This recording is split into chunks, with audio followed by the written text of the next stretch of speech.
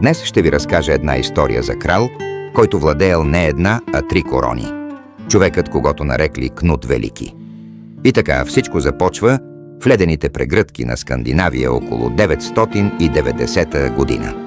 Там, сред ехото от викингски бойни викове и шума на ковачниците, се ражда момче. Той бил син на Свен Вилобради, един от най-страшните викингски владетели на своето време. Човек, чието име карало цели кралства да треперят. Но да си син на велик крал не означава сигурност. Означава очаквания. Още от първите си години Кнут не бил третиран като дете, а възпитаван като бъдещ владетел. Учил се да борави с меч, да слуша, да наблюдава и най-вече да чака. Защото в света на викингите най-опасният враг не е този, който напада, а този, който чака точния момент. Кнут растял, слушайки историите за велики завоевания. За корабите, които пресичат моретата, за градовете, които падат под ударите на брадвите. Още съвсем млад тръгва с баща си в походи към Англия, където датчаните години наред нападали, ограбвали и изнудвали англосаксонските крале. За него морето било път, а корабите дом. Мъглата се стеляла ниско над водата, когато за пръв път Кнут стъпва на бойното поле. Това не беше игра, а истинска битка. Първата битка винаги променя човек. Мирисът на сол, кръв и мокро дърво се смесваше във въздуха. Виковете на мъжете, удрящите се щитове и писъкът на ранените се сливаха в хаос, който би уплашил всеки млад войн. Но не и Кнут. Сърцето му биеше силно, но не от страх, от нещо друго, от осъзнаването, че това е неговият свят, че тук се решава съдбата. Първият му удар беше несигурен, но вторият – не. Той се движеше внимателно, не се хвърляше напред като останалите, наблюдаваше, чакаше, удряше, когато противникът беше разсеян. И точно това го спаси. В края на битката той стоеше жив. И това беше най-важното, но нещо се беше променило. Той вече не беше момче. Беше войн. Една вечер, край огъня, Свен го гледа дълго. Силата печели битки, каза той, но умът печели кралства. Тези думи се запечатаха в съзнанието на Кнут. И той никога не ги забрави. Англия. Земя на богатства и на крале. Земя, която вече беше виждала викингски нашествия, но никога не беше падала напълно. Свен искаше не просто плячка. Той искаше корона.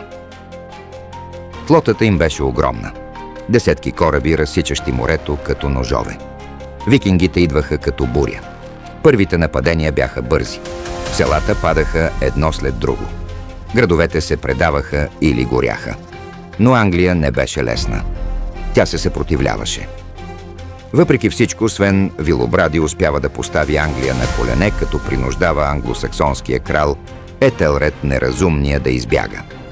Но съдбата е капризна. Когато година по-късно баща му умира внезапно в мига на най-големия си триумф, младият Кнут се оказва сам срещу една възкръснала нация. Англосаксонците връщат своя крал, а Кнут е принуден да се оттегли. Но това не е поражение. Това е отстъпление преди скока. Той се завръща с армада от 200 кораба и акостира по южния бряг. С него идват войни от Дания, Норвегия и Швеция. Хора, които вярват, че следват бъдещия владетел на северния свят. Крал Етелред умира в Лондон, докато градът се подготвя за поредната обсада от Кнут Велики. Кнут превзема Уесекс, наказва предатели като Елдормана, Утрет от Нортумбрия и се изправя срещу Едмънд в Желязната страна, сина на крал Етелред, последния англосаксонски крал. Битките са кървави. При Асандън земята се напоява с кръвта на хиляди, но Кнут не е просто завоевател. Той е стратег. След победата при Асандън предлага мир, разделя кралството с Едмънд, който умира същата година при мистериозни обстоятелства. Така Кнут става единствен крал на Англия.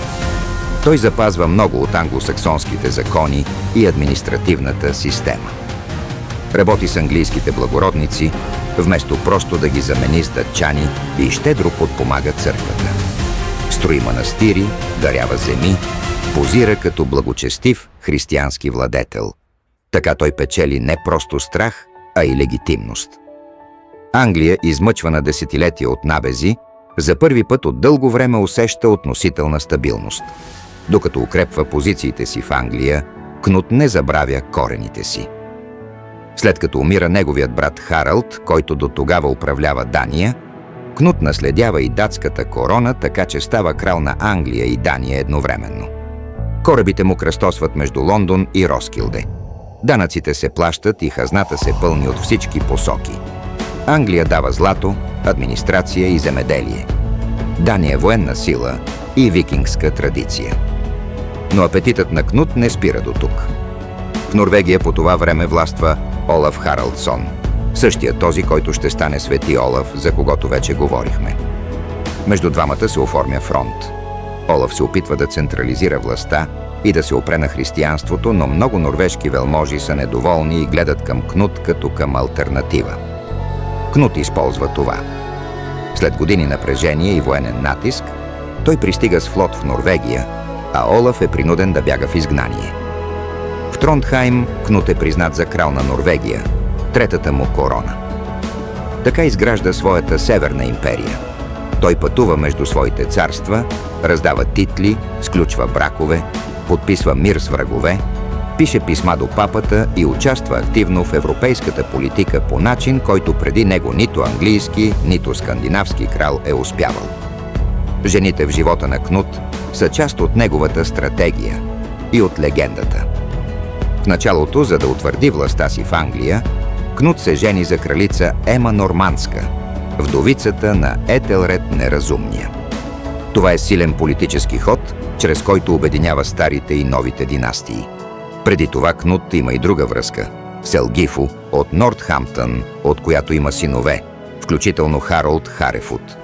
Това по-късно ще доведе до борба между синовете му за наследство. Сагите не ни дават чиста романтична любовна история, като при Харалд Прекраснокосия, но в тях се усеща друго.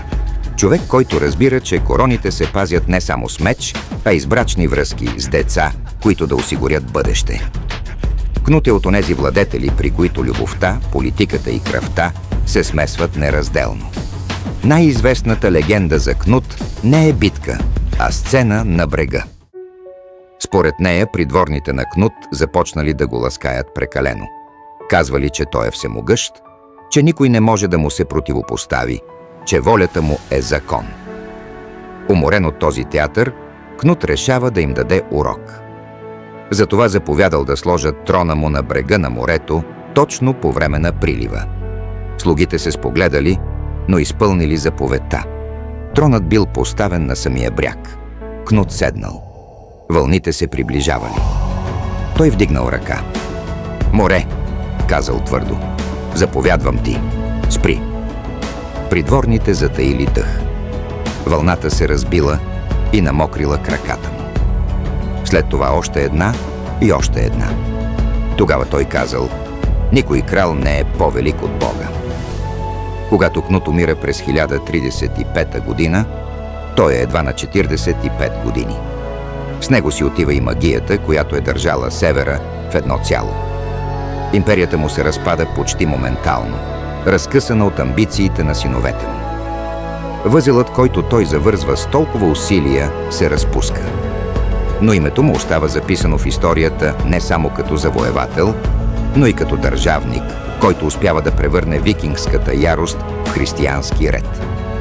Империята му може и да е била краткотрайна като прилив, но отпечатъкът от стъпките му по брега на историята не изчезва и до днес.